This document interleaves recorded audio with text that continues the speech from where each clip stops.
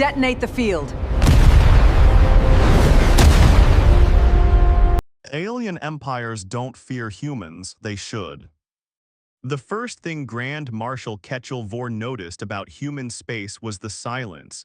and he should have known then, before a single shot was fired, that silence from a cornered species was never a sign of weakness. 600 warships of the Kryxan Ascendancy hung in the black at the edge of the Sol Reach frontier,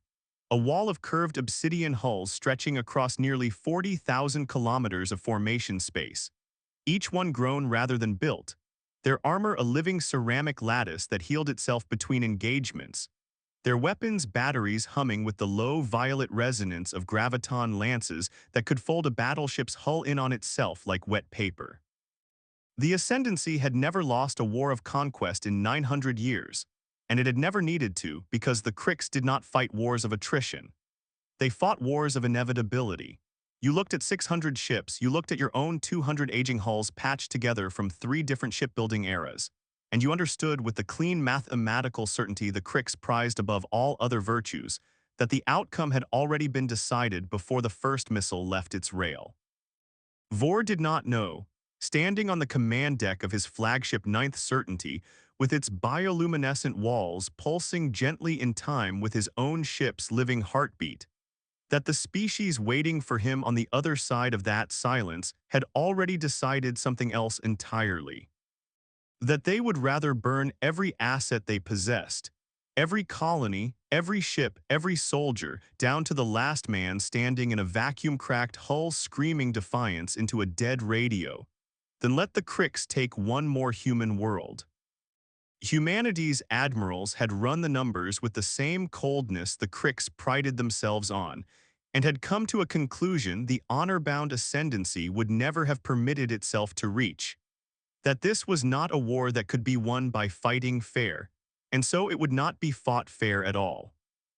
Fleet Admiral Rebecca Okonkwo-Halvorsen stood on the cramped, unglamorous bridge of the UES Ironhide Redoubt,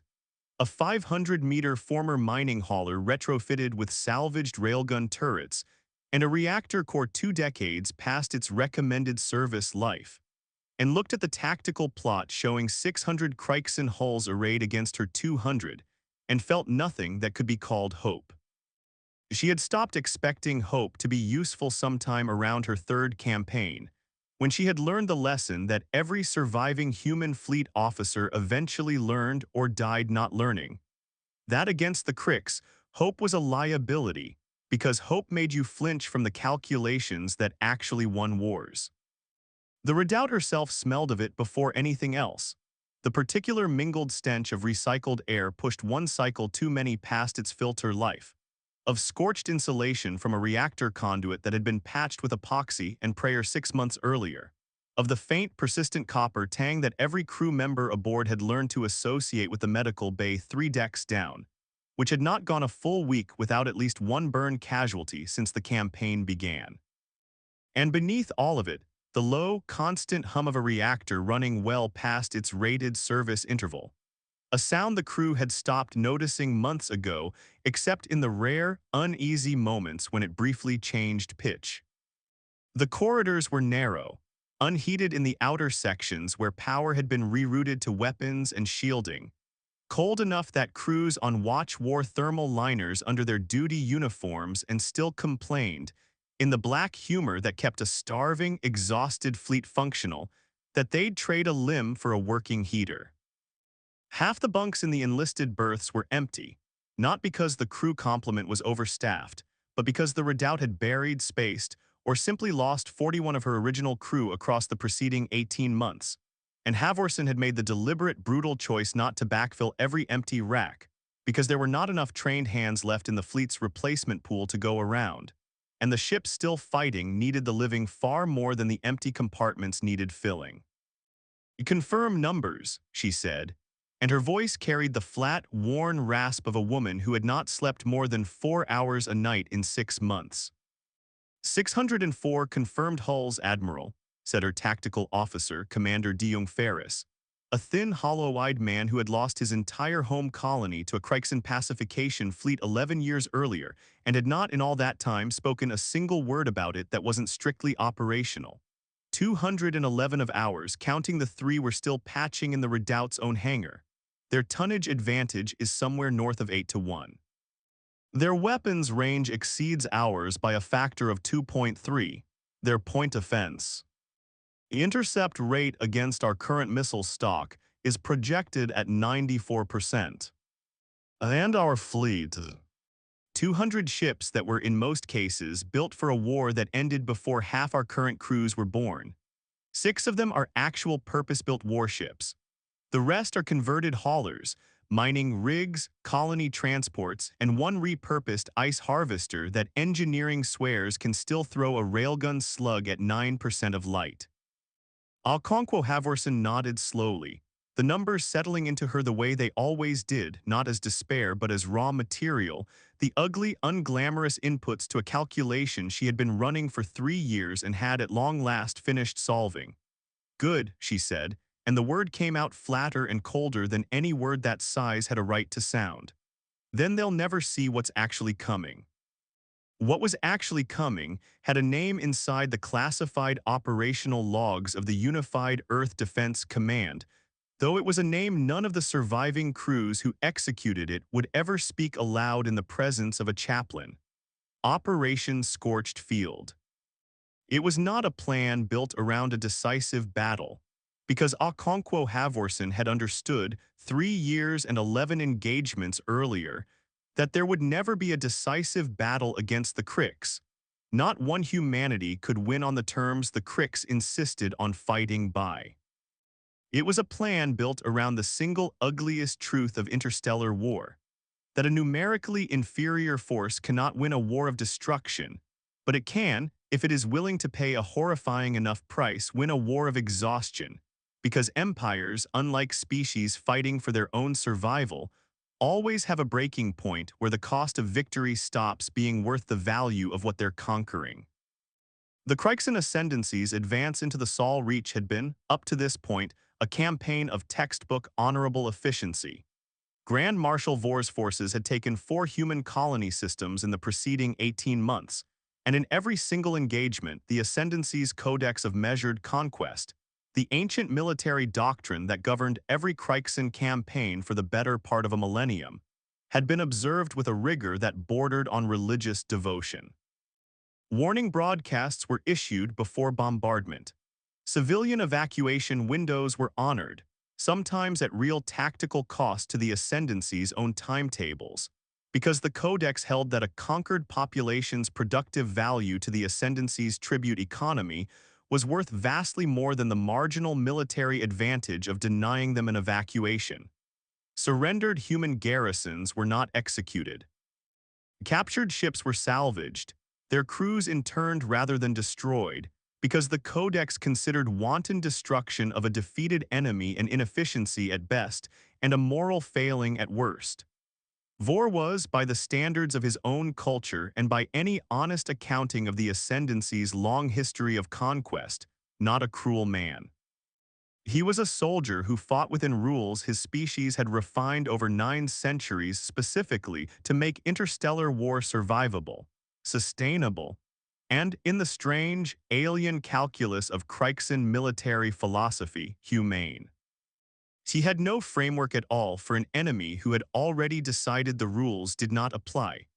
because the rules had been written by an empire that had never once faced an opponent willing to burn its own colonies to the ground rather than hand them over intact. The trap sprung at the 4th human system on Vorr's line of advance, a mid-sized agricultural colony called New Halloway with a permanent population of 800,000, and according to every scrap of Kryxan reconnaissance, no meaningful defensive garrison beyond a handful of aging patrol corvettes. Vorr's forward element, a task group of 80 warships under the command of Battle Commander Reskai Tho, approached the system exactly as the Codex prescribed, decelerating well outside effective weapons range, broadcasting the traditional Ascendancy terms of surrender, offering the standard 72-hour evacuation window before any bombardment would commence. Every formality observed with the same patient thoroughness, that had brought 81 worlds under the Ascendancy's banner over the preceding century. The evacuation fleet that lifted off from New Halloway's surface in response was real.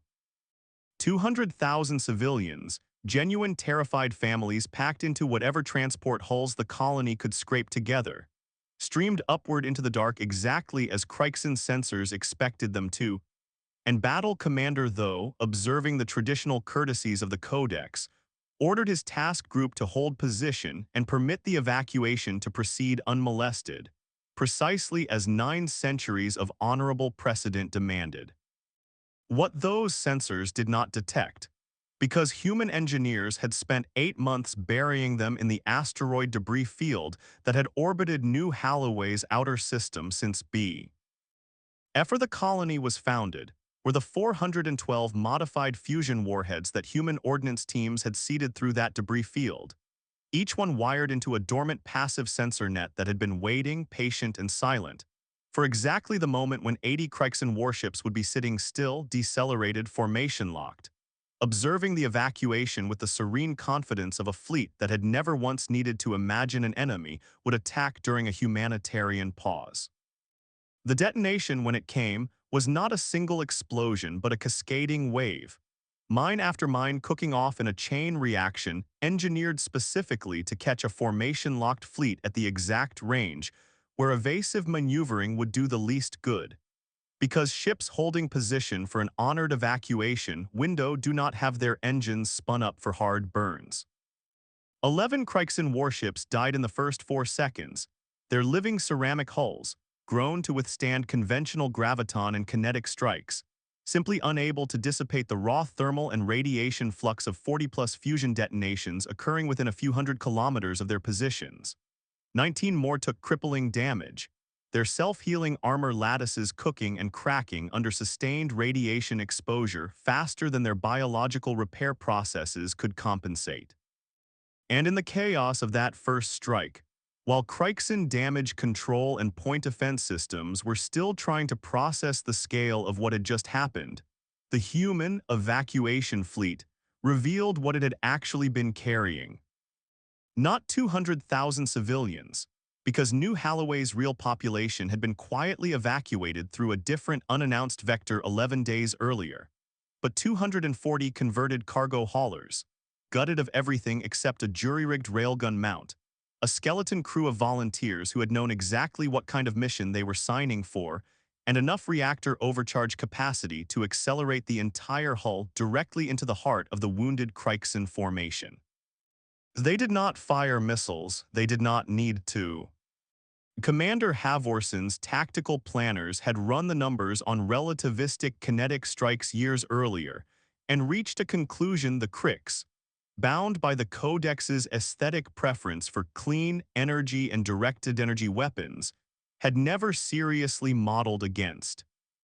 A 5,000-ton cargo hull, accelerated to even a modest fraction of light speed, carried more raw destructive kinetic energy than any conventional warhead the Ascendancy fielded. And unlike a missile, it could not be point-defended into a harmless puff of plasma by a single well-timed graviton pulse, because the hull's own mass was the weapon, and mass, once in motion at that velocity, simply did not stop being a threat because you shot a hole in it. 41 converted haulers reached impact velocity before Kryxan point defense, still recovering from the mine detonations, managed to intercept and destroy the remainder. 41 human ships, each one crewed by volunteers who had understood from their first briefing that this was a one-way mission, slammed into the wounded Kryxan formation at a meaningful fraction of light speed, and the resulting kinetic release did not merely damage the ships it struck.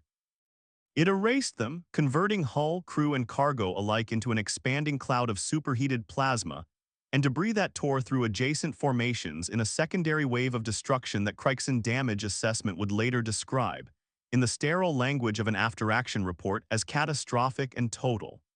Battle Commander Rebecca's own flagship, the graceful Obsidian cruiser Measured Silence, took 2 direct kinetic strikes in the span of 6 seconds and simply stopped transmitting. By the time the debris cloud cleared enough for Kryxan sensors to assess the full scope of the engagement, Vorr's forward task group of 80 warships had been reduced to 23 surviving hulls, most of them critically damaged, and every single human vessel involved in the ambush, evacuation ships, cargo haulers, and the small screening force of actual warships that had lurked at the system's edge to mop up survivors, was gone, expended entirely.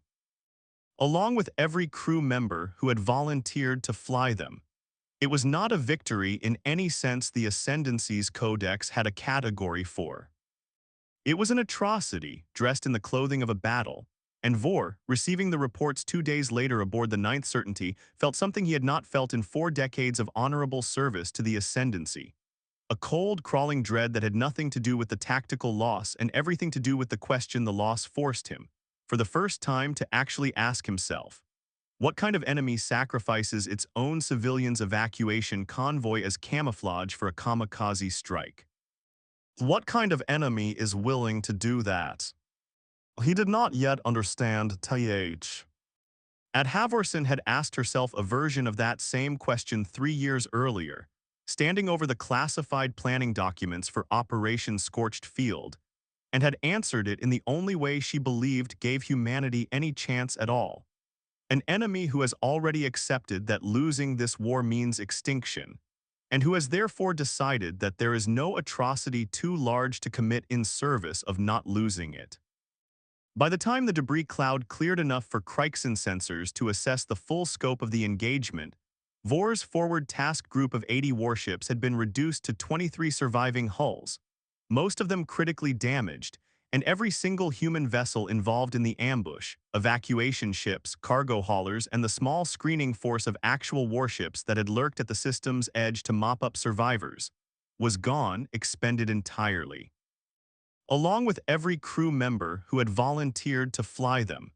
It was not a victory in any sense the Ascendancy's codex had a category for.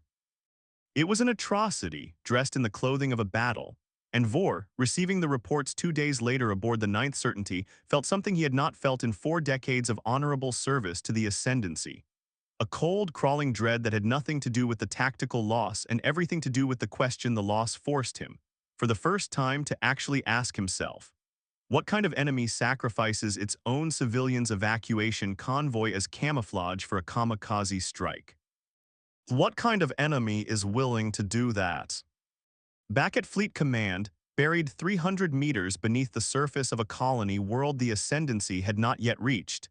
Halvorsen received the after-action report from New Halloway in the same cramped, windowless briefing room where she had first approved the operation 8 months earlier,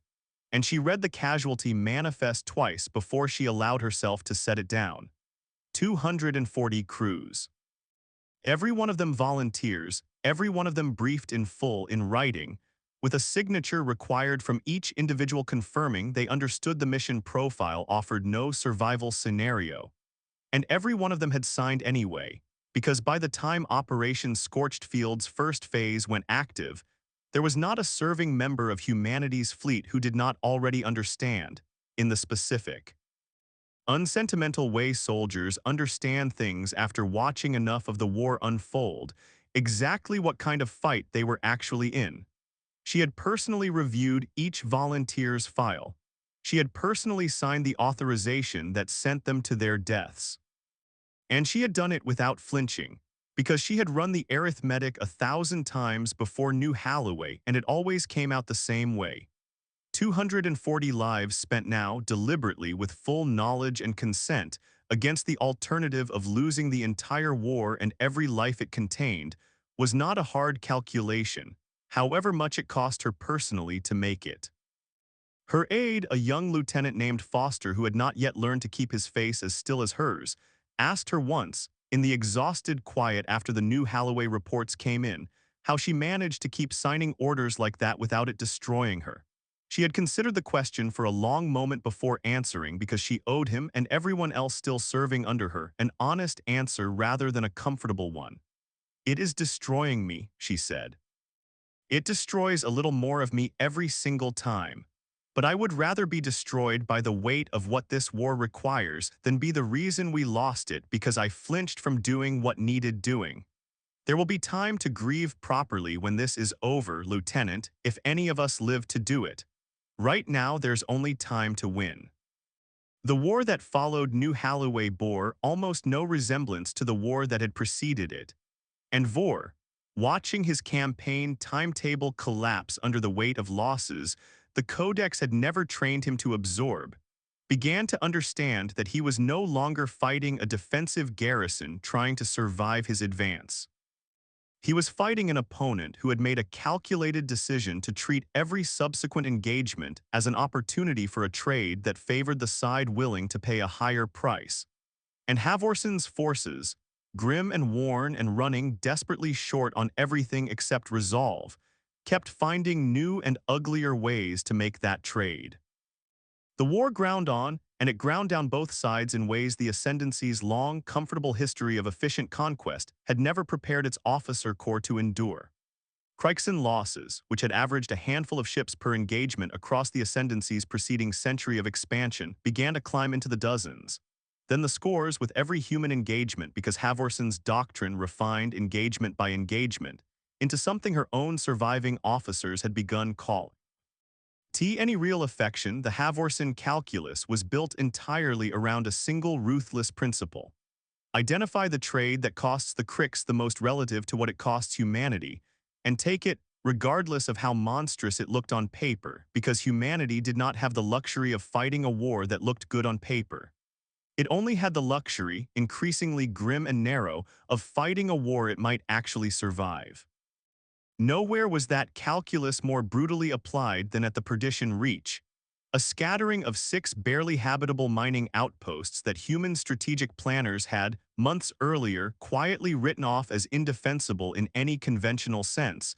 and had therefore repurposed into something considerably uglier. A graveyard built to look, from long range, like a target worth conquering.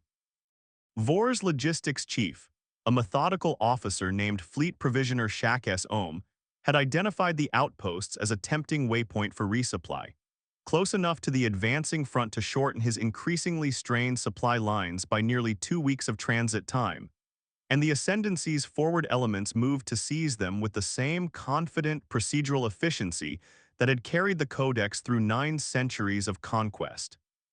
What they found upon landing occupation forces on the first of the 6 outposts was a colony already stripped of every evacuee, every scrap of salvageable equipment, and every functioning reactor core, and buried beneath the abandoned mining tunnels, wired into the bedrock itself, enough conventional high explosive to collapse the entire outpost's honeycombed substructure in on itself. The instant Kryxan engineers began the standard survey scans that preceded any occupation.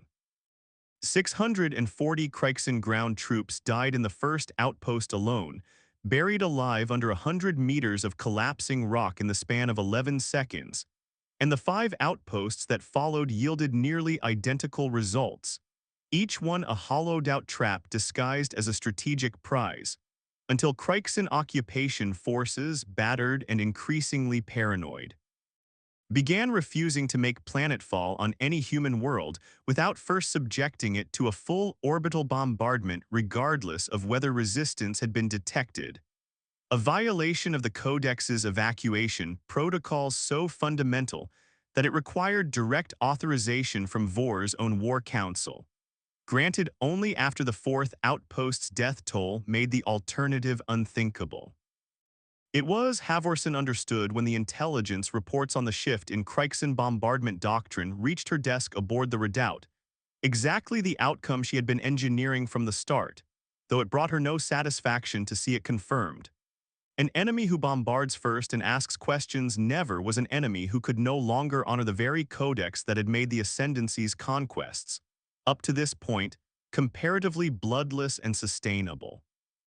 Every world the Kryx now leveled out of simple paranoia was a world stripped permanently of its tribute value, its productive population, its usefulness to an empire that conquered, at bottom, for profit rather than pure destruction.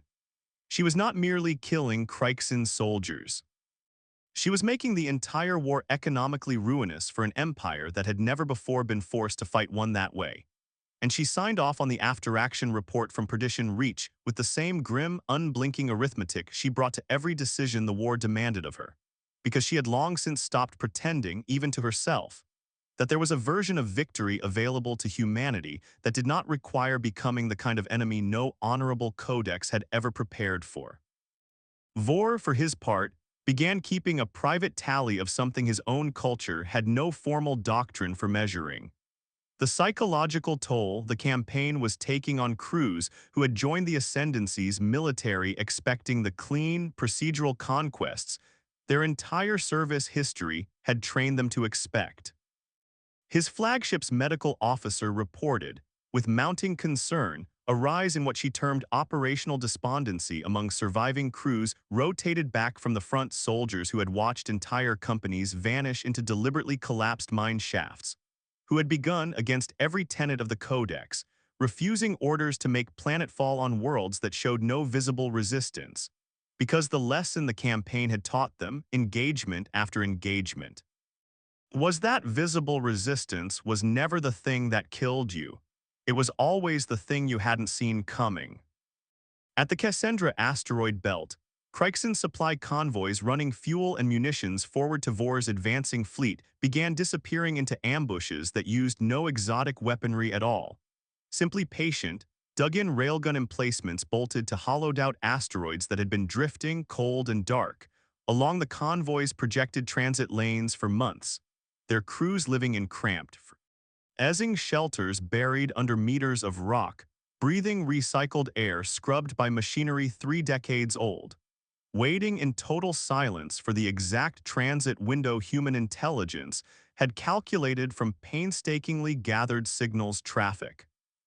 The crews who manned those emplacements lived a war unlike any other fought in the campaign, one measured not in the adrenaline compression of a fleet engagement, but in the slow, grinding erosion of months spent in total silence, running life support at the barest sustainable margin, rationing food stores that had not been resupplied since the emplacement went dark, listening for the specific acoustic signature of an approaching convoy through passive sensors so sensitive that the crews learned to recognize individual Kryxan hull classes by the faint vibration pattern of their drive systems alone. A gunnery chief named Esperanza Villalobos spent 14 months buried inside a modified asteroid designated Emplacement 7, commanding a crew of 9 who had over that time developed the particular close,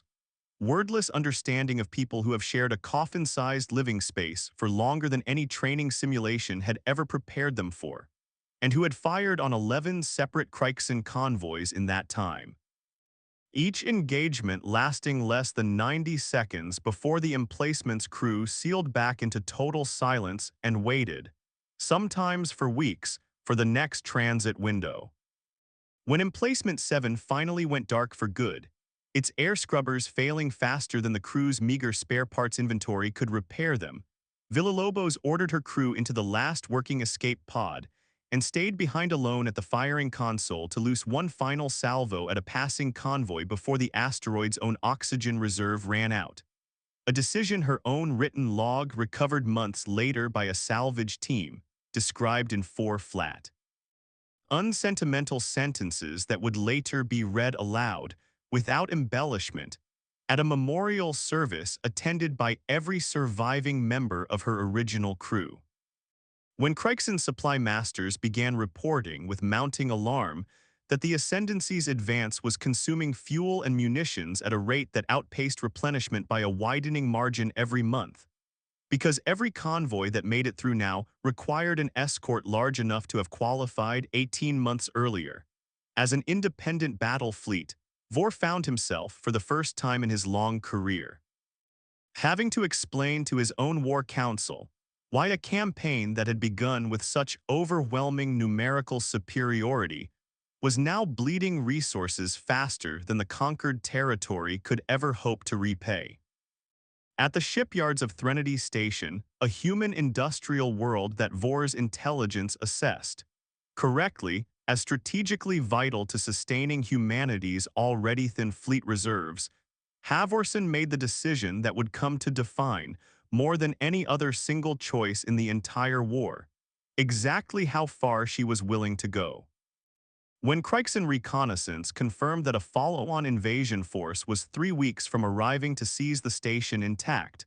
because the Ascendancy, true to the Codex, preferred to capture productive industrial infrastructure rather than destroy it, Halvorsen ordered the station's own population evacuated in total secrecy, and then had her engineering corps rig every fusion reactor, every fuel depot, and every unfinished hull on the slipways with enough ordnance to guarantee that, when the Kryxan boarding parties finally arrived to claim their prize, they would find nothing waiting for them but a radioactive crater and the automated detonation of a scuttling charge, timed to catch the boarding shuttles themselves in the blast radius. "We built that station," said her chief engineer, a haggard woman named Priya Sundaram who had personally overseen 3 of Threnodi's 4 shipyards during their construction 15 years earlier, when Halvorsen gave the order. "I built that station."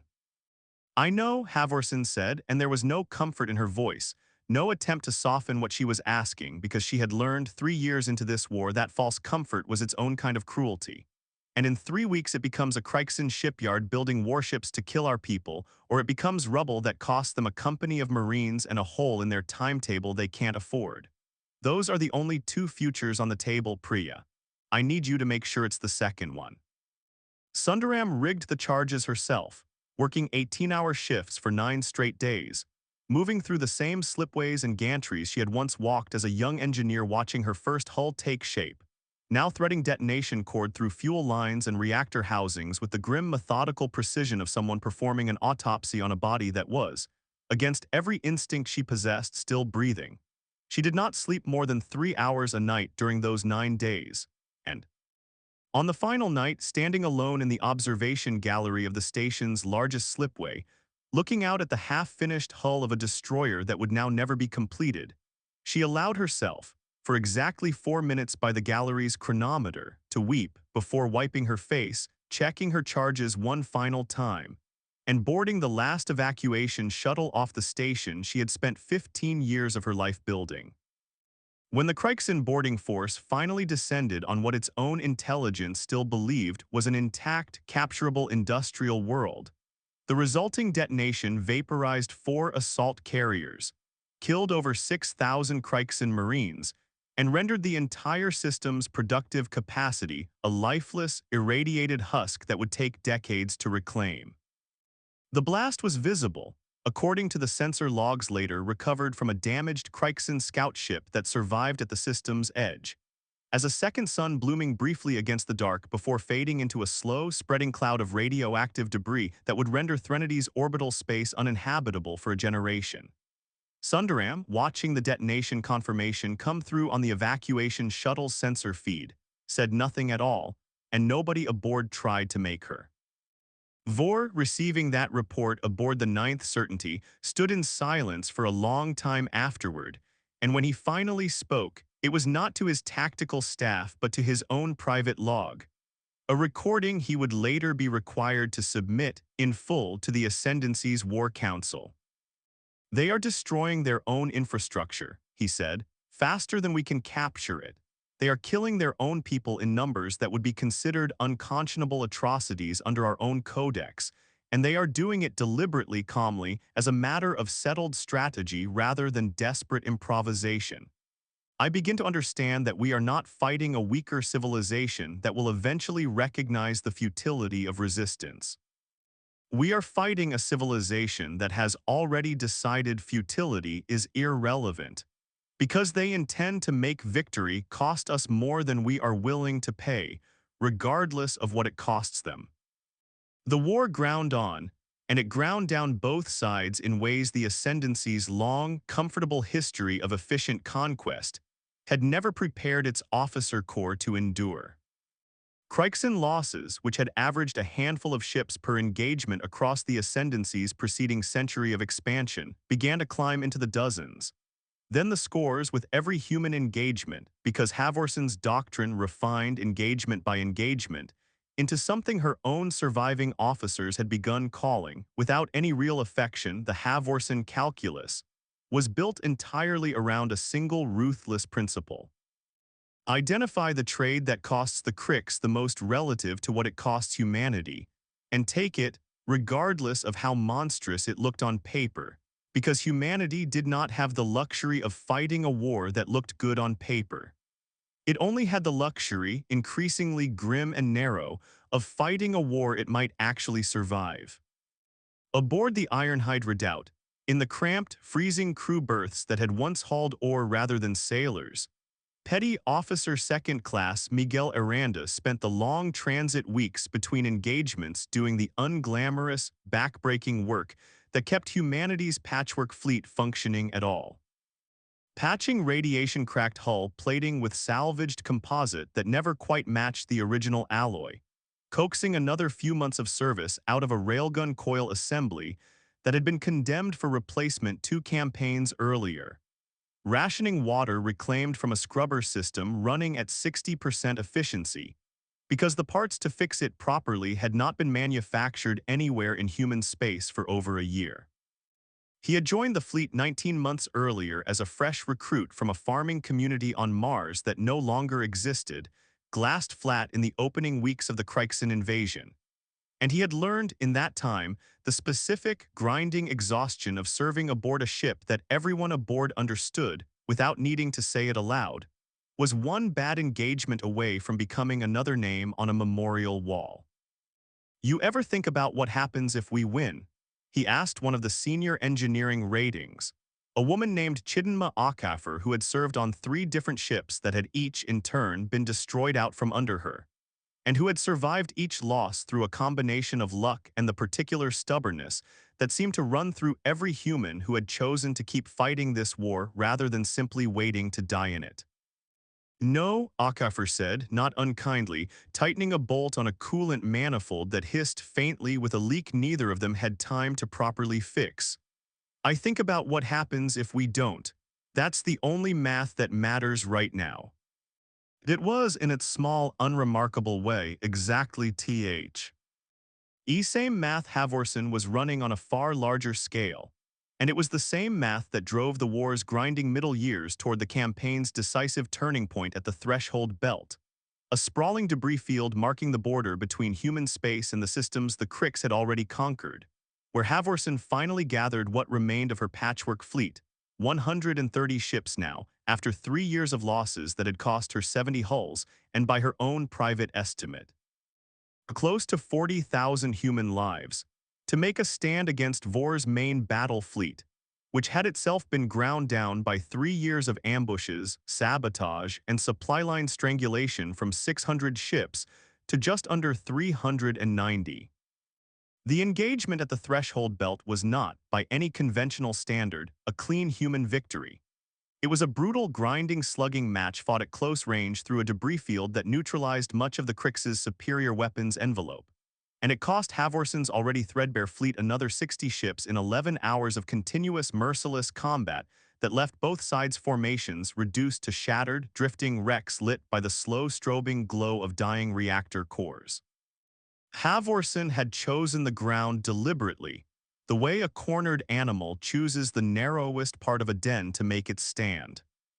The Threshold Belt was a churning field of rubble left over from a planet that had shattered itself against its own moon some 100 million years before either species had crawled out of a gravity well. A haze of rock and ice fragments ranging from dust to mountain-sized chunks,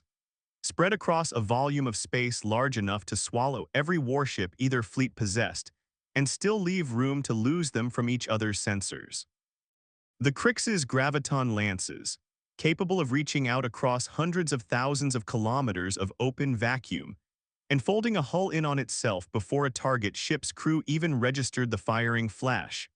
lost most of that advantage in a field where line of sight rarely extended past 30,000 kilometers before a drifting rock,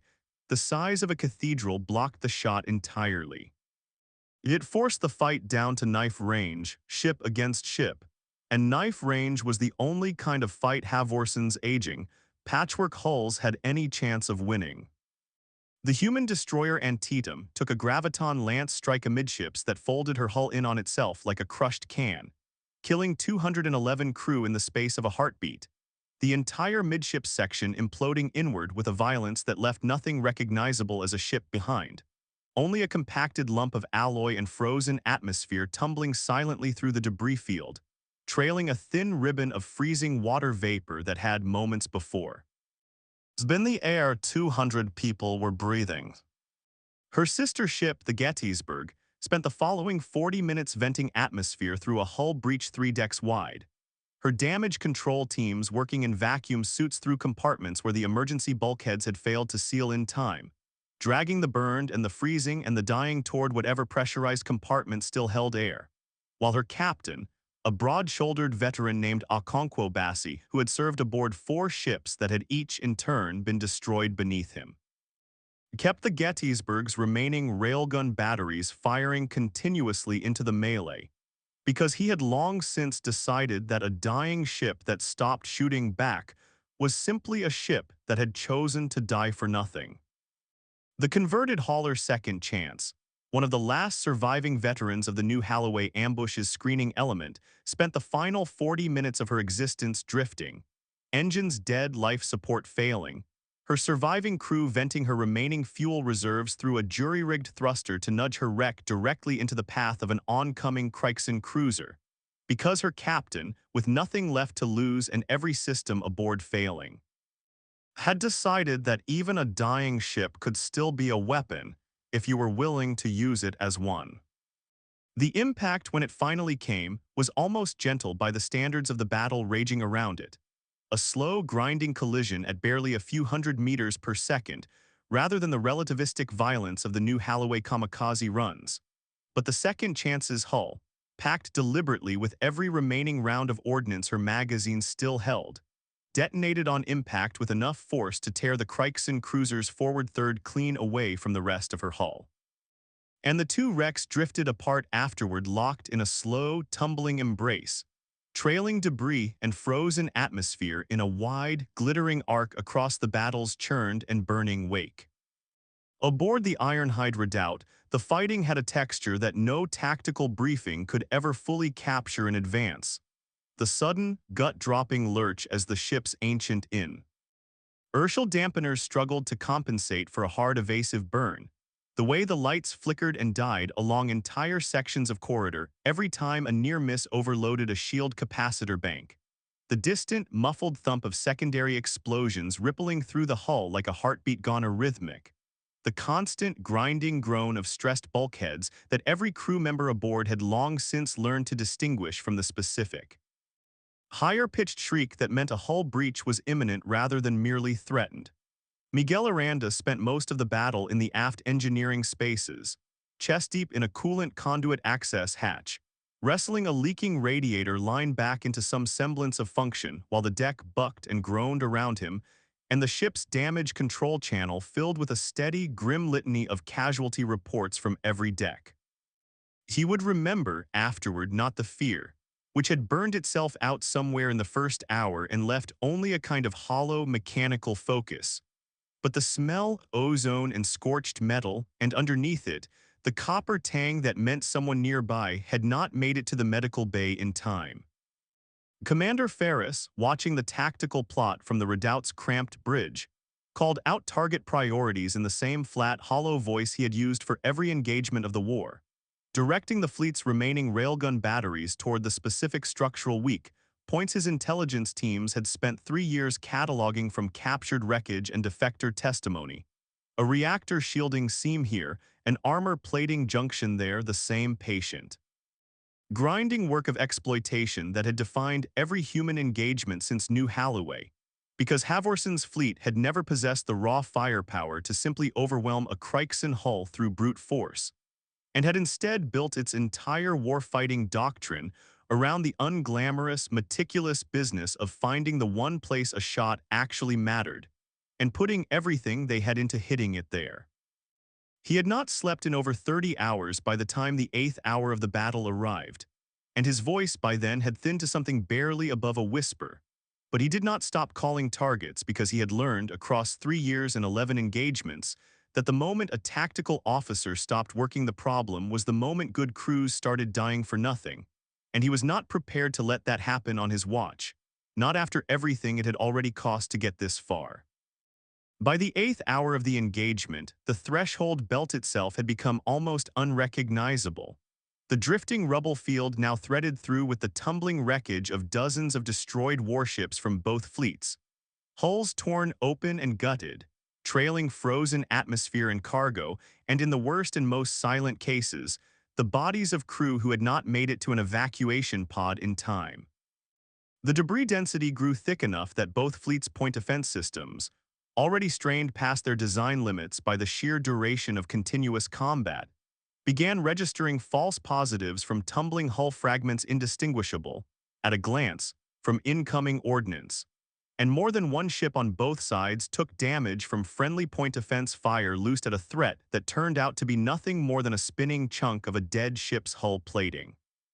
Rescue tugs from both fleets, unarmed and running dark, picked their way through the wreckage in the battle's aftermath, collecting survivors from drifting escape pods. And in at least 3 documented instances, Kryxan and human tugs worked the same debris field within visual range of one another, neither firing, both simply pulling the living from the cold, because whatever else this war had become, there remained, even now, a narrow, unspoken understanding that the dying deserved better than to be left to it alone. But it cost Vorr's fleet 90 ships in the same 11 hours, a loss rate the Ascendancy's officer corps, trained across 9 centuries to expect decisive, low-casualty victories against every opponent it had ever faced, simply had no institutional framework to absorb, and in the exhausted, debris-choked silence after the guns finally fell quiet, Vorr found himself staring at a tactical plot that told him with brutal clarity that his fleet no longer had the numbers to complete the campaign. That his supply lines were so thoroughly savaged by 3 years of ambush and sabotage that even a fleet twice the size of what remained to him could not be adequately sustained this far from Ascendancy space, and that the enemy fleet across the debris field from him, battered down to 70 surviving hulls, was still, somehow, transmitting defiant, unbroken tactical chatter that gave no indication whatsoever of an imminent surrender. He opened a channel because he had to know, because 3 years of watching his honorable, disciplined war of conks dissolve into an unrecognizable grinding horror had left him with exactly one question he needed answered before he could decide what came next. A question that had been building in him quietly since New Halloway and had grown, engagement by engagement, into something he could no longer put off asking, whatever the answer cost his own pride to hear. "This is Grand Marshal Vorr commanding Ascendancy forces," he said, and his voice, translated into flat, precise English, carried none of the serene confidence it had held 3 years earlier at the edge of the Sol Reach. "I am speaking to whoever commands what remains of your fleet. I do not understand you. My codex teaches that war is waged to be won efficiently, that destruction beyond what is militarily necessary is a failure of discipline, not a demonstration of it. You have sacrificed civilian evacuation convoys as weapons. You have destroyed your own industrial infrastructure rather than see it captured intact. You have expended crews on missions from which no return was ever planned. I ask you plainly, because I no longer know the answer, is there anything at all you would not do to win this war?" Halvorsen, standing on the scarred, battle-damaged bridge of the Ironhide Redoubt, listened to the translated transmission in a silence that stretched long enough that her own bridge crew began to exchange uncertain glances, wondering whether she intended to answer at all. When she finally did, her voice carried none of the theatrical defiance a lesser commander might have reached for. It carried only the exhausted, unadorned truth of a woman who had spent 3 years doing arithmetic she never wanted to learn. "No," she said, "there is nothing we would not do, not because we don't value what it costs us. We value it more than you can measure because every ship, every convoy, every colony we've burned to buy this war was ours, not some conquered tribute worlds. We paid for every single trade we made with something that used to be ours. But you have to understand what you're actually fighting, Grand Marshal. You came here to add another world to your Ascendancy's ledger. We are fighting because the alternative is not existing at all. And a species that is fighting for its own existence does not stop calculating what it's willing to spend, because there is no number large enough to make us decide extinction is the more efficient outcome. You could bring another 600 ships. We would find another 600 ways to make you bleed for every meter of space you take, until there was nothing left of either of our civilizations but wreckage, because we have already decided that losing is worse than that. I don't know if you have an equivalent decision in your codex. I suspect you don't. I suspect that's why you're going to lose. Vorr said nothing for a long moment, and in that silence aboard the Ninth Certainty, he found himself looking not at the tactical plot, which told him a story of attrition and diminishing returns he already understood in exhausting detail,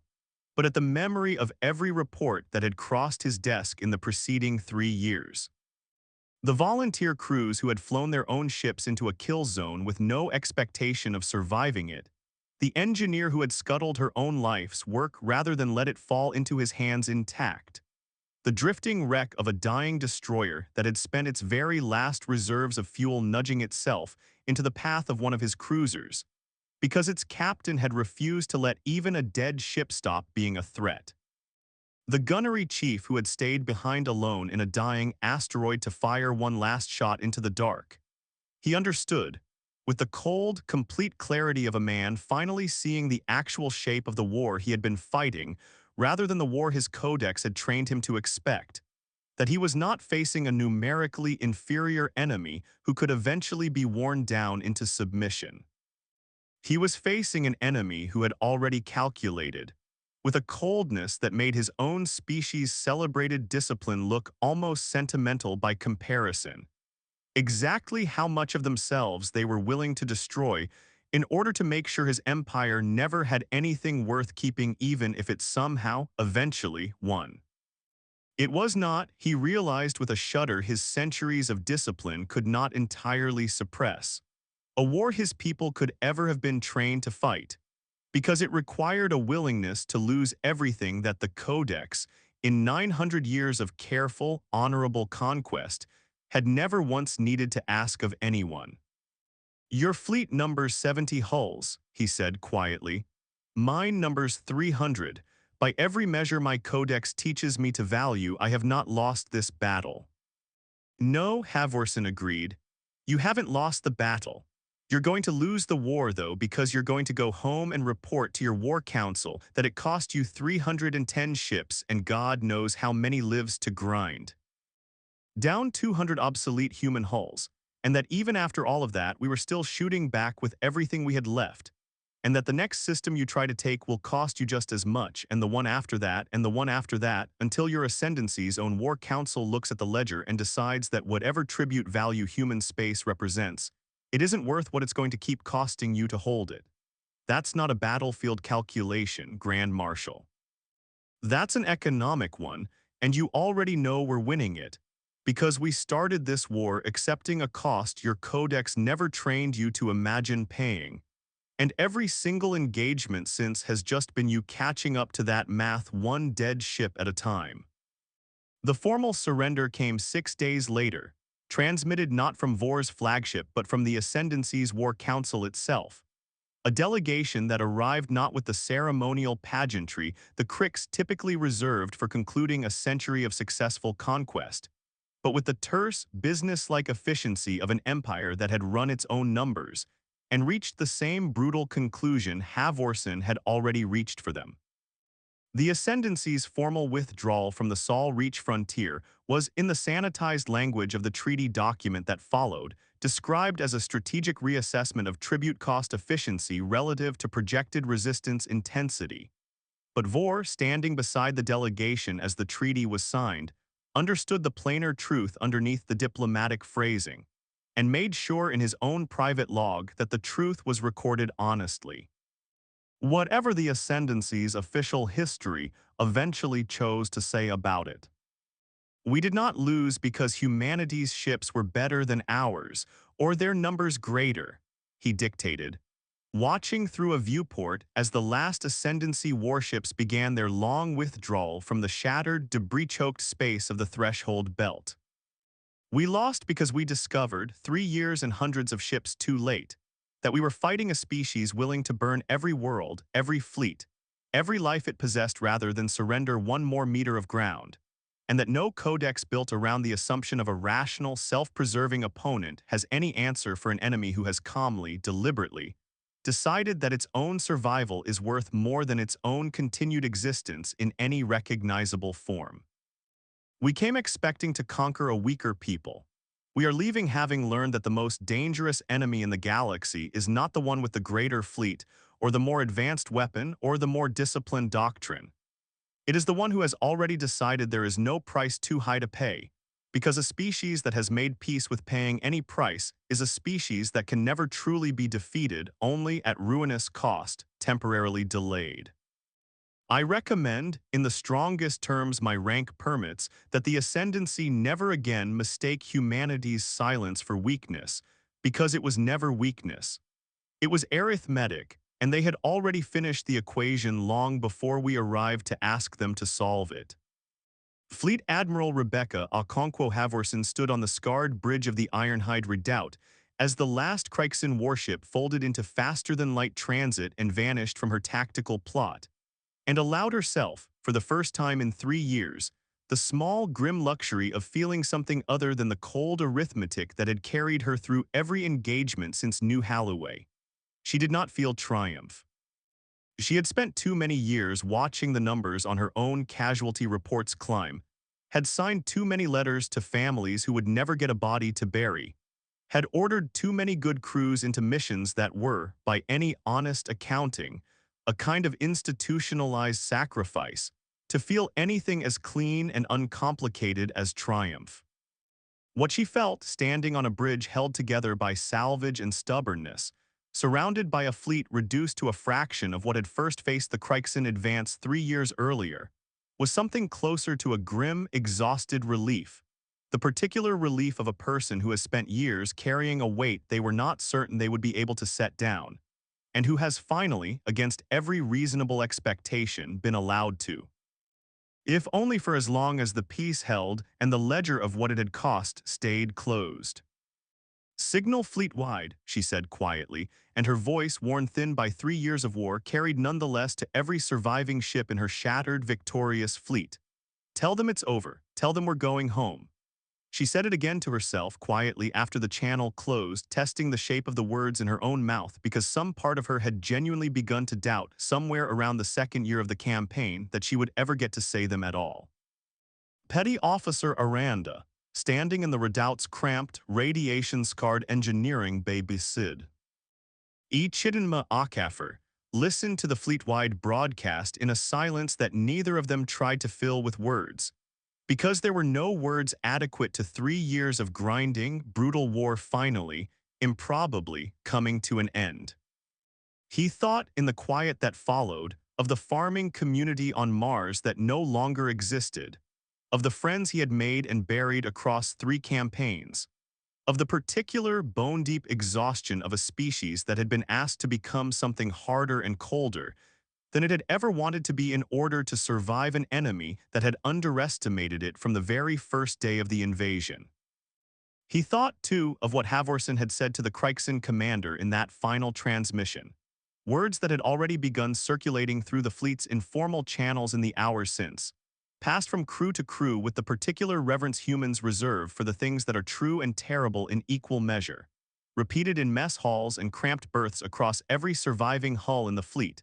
until the exact phrasing had blurred at the edges the way all such stories eventually do. Though the substance of it never once changed, no matter how many times it was retold.